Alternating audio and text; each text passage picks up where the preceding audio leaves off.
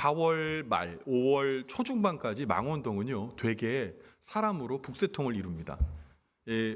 우리 가까이 있는 이 망원동, 또 고수부지도 가깝고요. 그래서 많은 사람들이 오가요. 특별히 젊은 사람들 많이 오고 가고요. 그리고 어린 자녀를 둔 우리 그 가족들도 어린 아이들 손잡고 이렇게 다닙니다. 어제도 예의는 아니어서 벌써 여름이 온 것 같아요. 너무너무 더웠어요. 그런데 길을 걸어가고 있는데 앞에 엄마는 뭐 잠깐 어디를 갔는지 뭘 사러 갔는지 엄마는 없고 젊은 아빠가 이제 한 3살이나 되었을까요? 이제 꼬맹이 한 명, 또 이제 한 4살 정도 되는 연년생인 것 같아요. 제 추측으로는. 손잡고 이렇게 걸어가는데 날은 덥지 또 길은 복잡하지 그러니까 많이 좀 힘들었나 봐요. 막내가 이제 말을 이제 막 하기 시작했던 것 같아요. 시작하는 나이인 것 같아요. 아빠한테 이렇게 얘기합니다. 아빠 나 너무 힘들어. 나 도와줘. 그렇게 얘기합니다. 뭐 안아달라는 그런 얘기 같아요. 그랬더니 아빠가 뭐라는 줄 아세요? 나 좀 도와줘. 난 죽을 지경이야. 아이한테 통사장을 하는 거예요. 아빠 좀 도와줘. 아빠 지금 너무 힘들어. 니네 엄마는 도대체 어디 간 거니?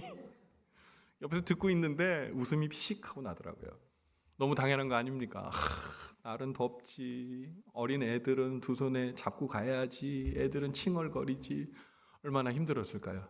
아빠의 고단함을 아는 저도 고단하겠구나 그런 생각이 들었어요.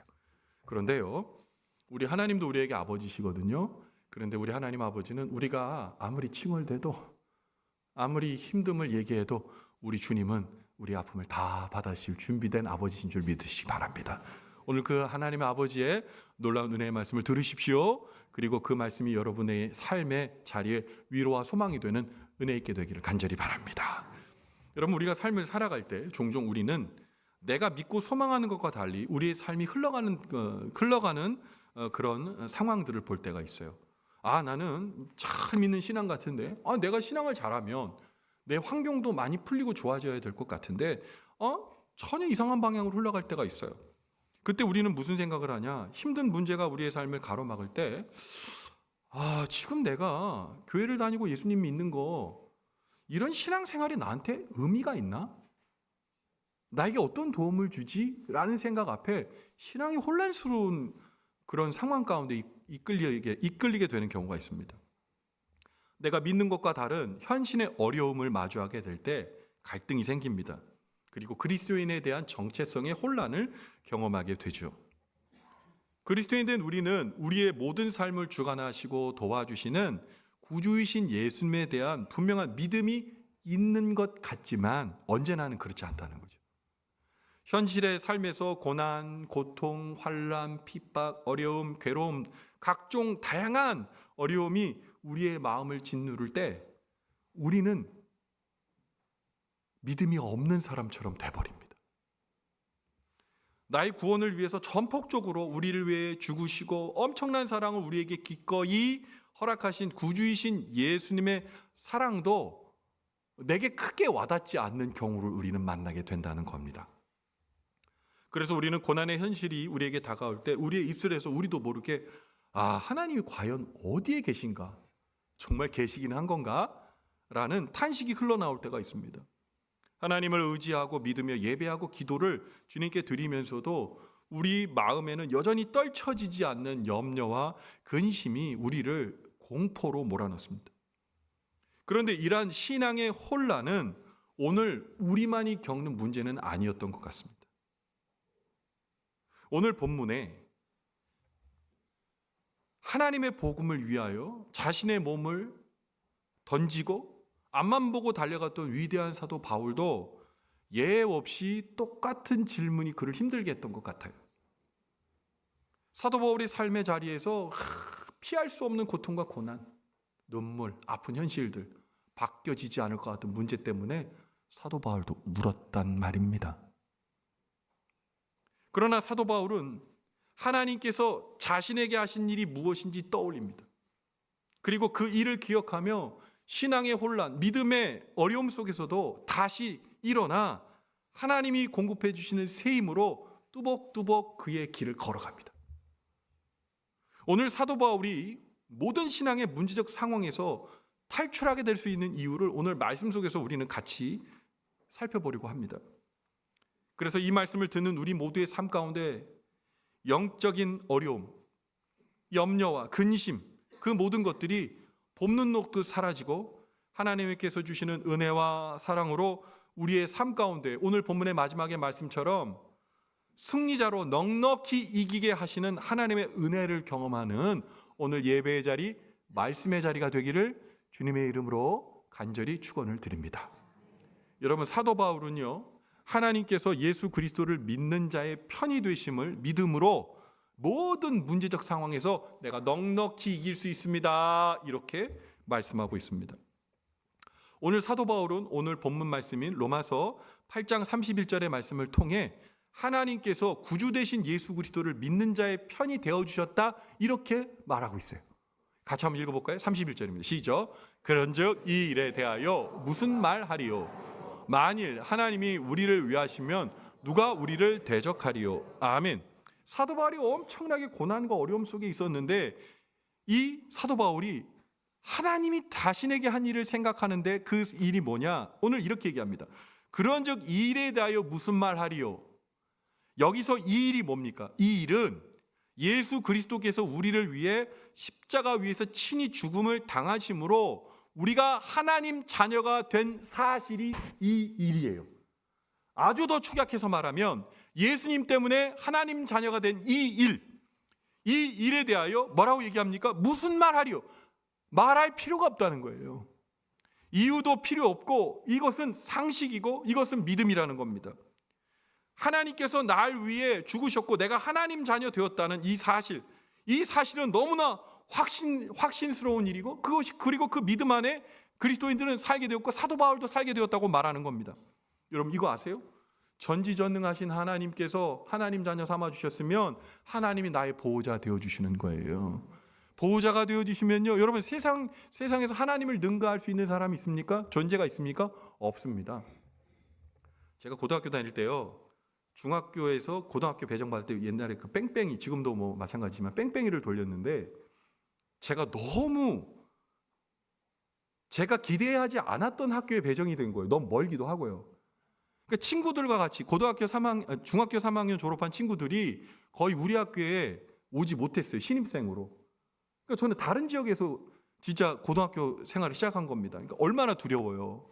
뭐가 제일 두렵냐면 남자들은요, 신학기가 되면 서열 정리를 합니다. 막 치고받고 싸워요. 그래서 일단 주먹 정리가 되거든요. 근데 너무나 감사하게도 하나님께서 이 발육을 저한테 허락해 주셔서 제 키가 179 정도 됐습니다. 지금 183인데 179 정도 돼서 아무도 날 건드리지 않겠지 생각하고 입학을 하는데 웬걸 우락부락하게 생긴 애들이 너무 많은 거예요. 그런데 반배정하고 짝꿍 이제 배정하잖아요. 제 짝을 봤는데 제 짝이 진짜 얼굴도 잘생겼지만 키가 저보다 훨씬 컸어요. 185. 고등학교 1학년이면 꽤 큰 키입니다. 아니, 큰 키죠. 그런데 이 친구를 보니까 싸움을 잘할 것 같이 생긴 거예요. 그래서 제가 그날부터 이분을 섬겨드렸습니다.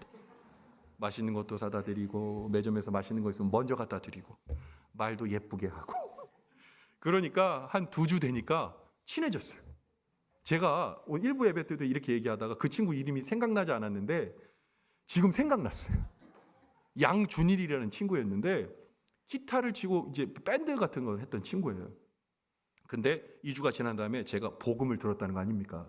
이 친구가요, 제가 강동구 지역에서 학교를 다녔는데 천호중학교에 짱이었어요. 저희 때는 뭐 요즘은 그런 얘기 안 하는데 캡 요즘 뭐 알아듣는 분도 있고 못 알아듣는 분도 계실 텐데 싸움 제일 잘하는 친구였습니다. 어떤 일이 벌어진 줄 아세요? 아무도 절 건들지 않아요. 친구니까. 더 놀라운 사실은 애들이 날 피해.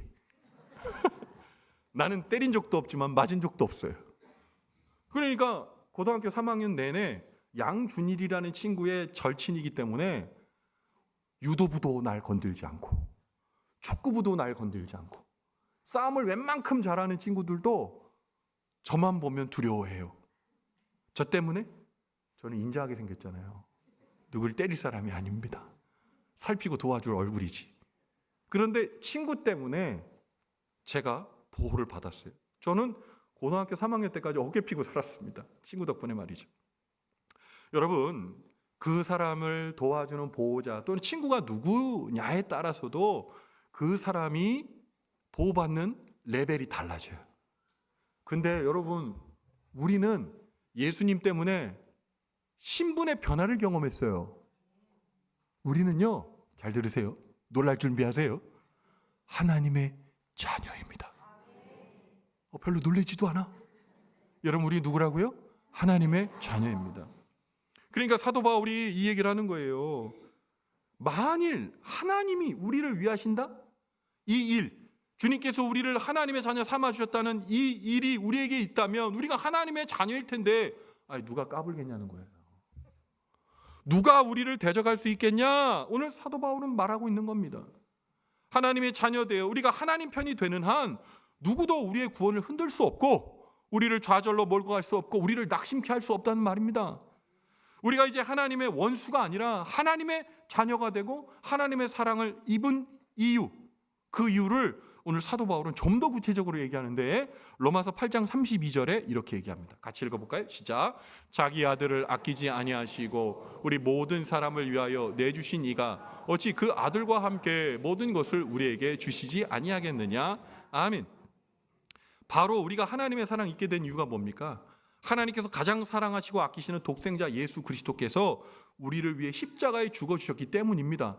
그리고 그 죽음을 통해 아들 삼은, 진짜 금쪽 같은 아들을 희생하면서까지 우리를 하나님 자녀 삼아주셨는데 그 하나님 자녀 삼아주신 우리를 어떻게 모든 것을 아버지가 아들에게 주시는 것처럼 우리에게 주지 않을 수 있겠냐 오히려 반문하고 있는 겁니다. 여러분 기억하세요. 우리는 하나님의 자녀입니다. 하나님의 자녀가 되는 권세를 입었기 때문에 여러분 사단이 우리를 건들 수 없고 우리의 삶의 자리, 세상의 환경이 우리를 낙심케 할 수 없는 거예요. 여러분 주님께서 우리의 편이 되어주시는 거예요. 사도 바울은 하나님의 자녀된 우리를 세상의 어떤 권세, 심지어 사단도 우리를 죄를 물어서 정죄할 수 없다라고 얘기합니다.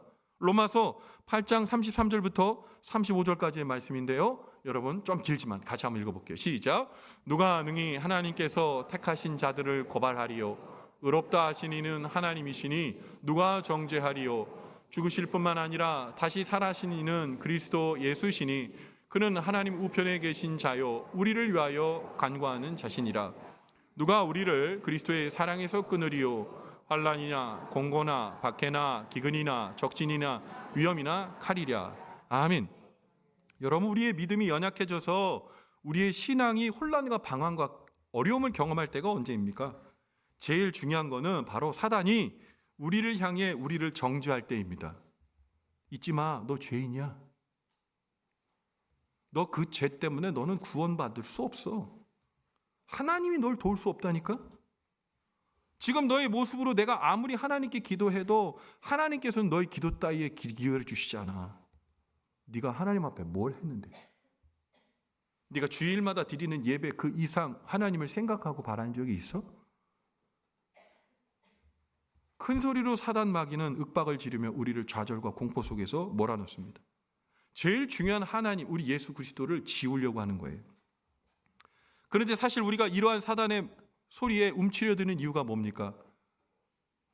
아직도 우리 속에는 죄가 꿈틀거리고 있고 아직도 하나님께서 기뻐하실 만한 착하고 의로운 구석이 우리 자신을 아무리 꼼꼼히 살펴보고 또 보고 또 보고 또 보고 또 봐도 없습니다.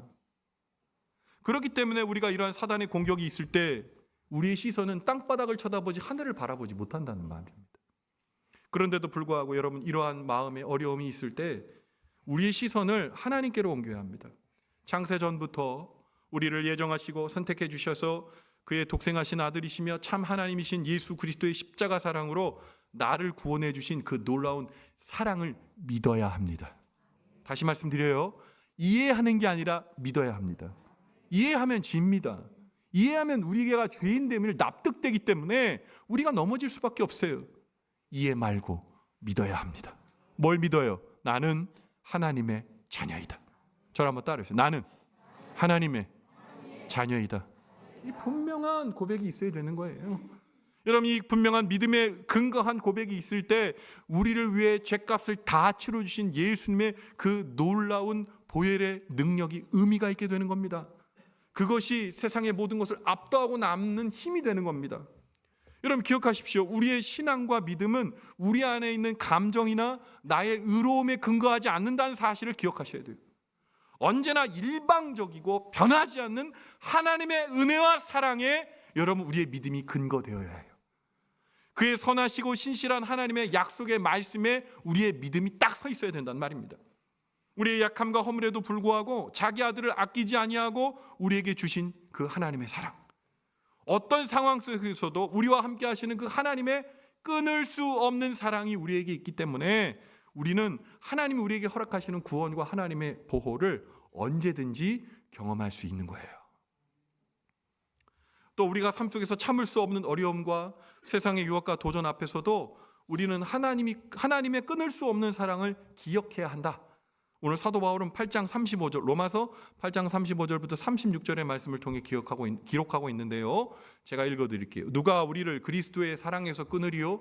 환난이나 공고나 박해나 기근이나 적신이나 위험이나 칼이랴. 기록된 바 우리가 종일 주를 위하여 죽임을 당하게 되며 도살할 양같이 여김을 받았나이다 함과 같으니라. 여러분, 오늘 사도 바울이 이 세상에서 당할 수 있는 모든 고통을 여기 다 적어놨어요. 환난, 곤고, 박해, 기근, 적신, 위험, 칼. 세상에서 만날 수 있는 모든 어려움을 다 기록하면서 이 어려움 속에 우리가 때로 빠져 있을 수 있다 그렇게 말합니다. 그리고 그 모든 총체적 어려운 상황에 대해서 또한 기록하기를 종일 주를 위하여, 내가 그리스도인으로 살아갈 때 종일 죽임당하게 되며 날마다 죽을 만한 고통을 당하게 되고, 여기 비유하기를 도살할 양같이 여김을 받았다 이렇게 얘기합니다.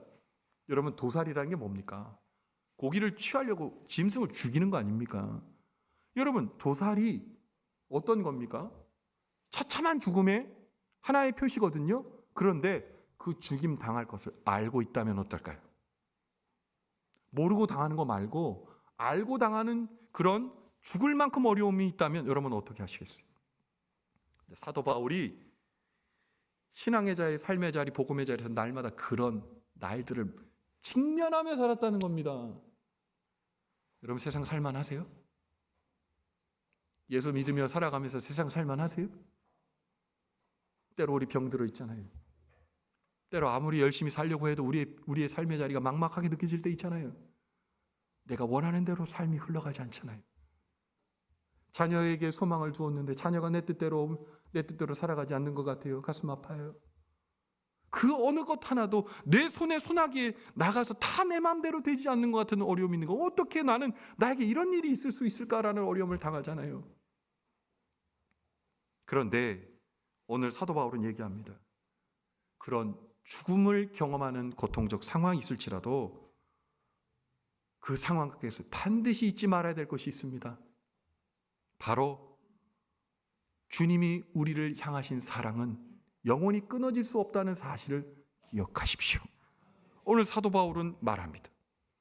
세상의 많은 어려움과 또 세상의 그리스도인으로 살아가면서 느끼는 많은 유혹 앞에 무릎 꿇지 않을 수 있는 이유, 당당하게 살아갈 수 있는 이유는 우리 하나님, 끊을 수 없는 하나님의 사랑이 나에게 느껴질 때 힘이 된다는 거예요. 아, 그렇지.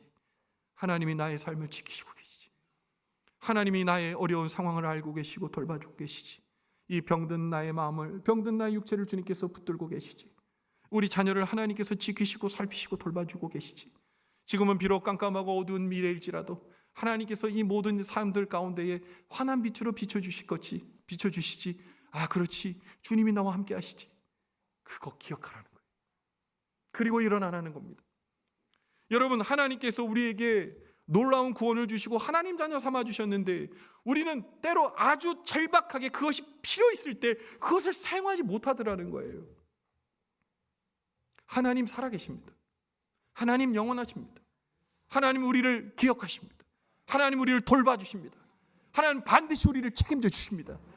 여러분, 그것이 그리스도인이 당당할 수 있는 이유인 거예요.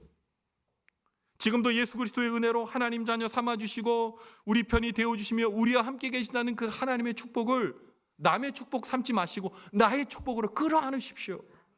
우리가 아무리 어려운 일을 당해도 우리는 망하지 않습니다. 신앙의 승리는, 잘 들으세요, 다른 사람과 자신을 비교하여 우월한 삶을 살아감으로 확인되는 것이 아니라 하나님께서 오늘도 나를 하나님 자녀 삼아주시고 나와 함께 해주시고 나의 편이 되어주시며 확신할 때 찾아오게 되는 것입니다. 그래서 이러한 믿음의 확신 가운데 있는 그리스도인들은 로마서 8장 37절처럼 사도 바울과 똑같은 힘찬 고백을 이렇게 할 수 있습니다. 다 같이 한번 힘차게 읽어보면 시작.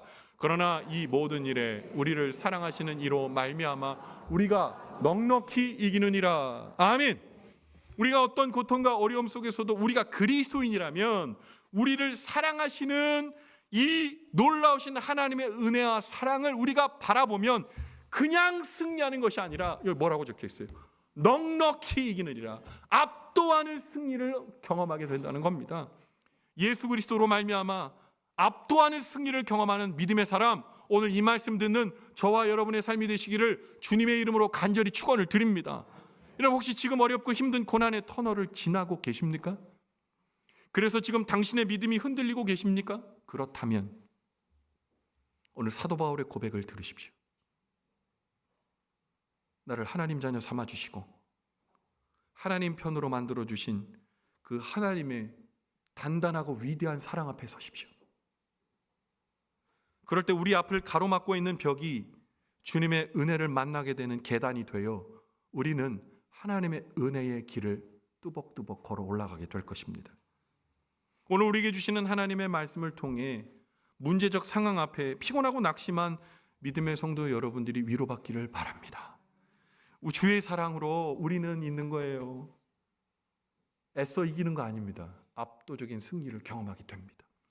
하나님은 여러분을 아시고 계십니다.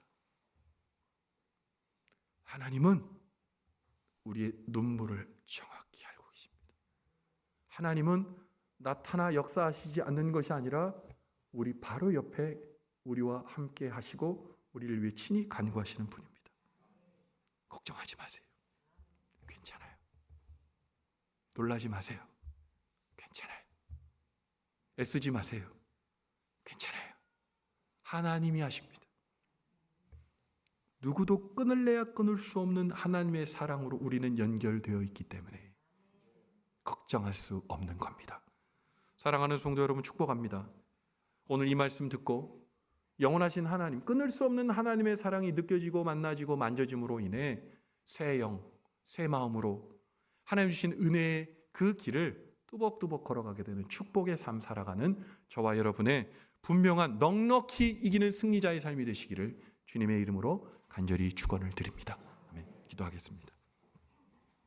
하나님, 우리는 지금 어려운 순간들을 지나고 있는지도 모르겠습니다. 그래서 믿음이 흔들거리고 있기도 합니다. 사도 바울도 그랬나 봅니다. 수많은 복음 전파의 자리에서 그는 높임받은 것이 아니라 날마다 돌팔매질 당하고 너무나 힘들었던지 내일 도살당할 양처럼 나는 그런 자리에 있습니다. 주님 앞에 고백할 수밖에 없었던 자리였습니다. 그런데 사도 바울이 하나님의 사랑을 바라봅니다. 끊을 수도 없고 끊어지지도 않는 하나님의 사랑. 예, 바울아, 내가 다메섹 도상에서 너를 만난 줄 아니? 아니, 나는 창세전부터 너를 알고 너를 붙들고 있는 하나님이었다. 너와 나의 사랑 끊을 수 없어. 그 말을 들었을 때 사도 바울은 벌떡 일어났습니다.